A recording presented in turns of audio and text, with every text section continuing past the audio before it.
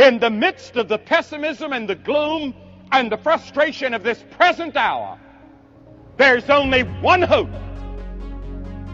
And that hope was expressed by Jesus Christ when He said, "If I go and prepare a place for you, I will come again."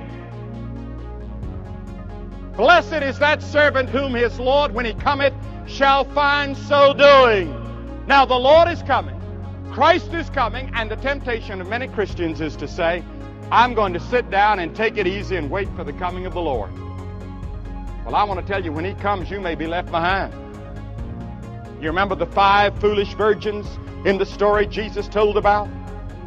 They thought the Lord had waited and waited and waited, and they got a little tired. The oil in their lamps was gone. When He came, they were left behind. The Bible says, "Blessed is that servant whom his Lord, when He cometh, finds so doing." If I knew that Christ was coming tomorrow, do you know what I'd do? I'd do just what I'm doing today.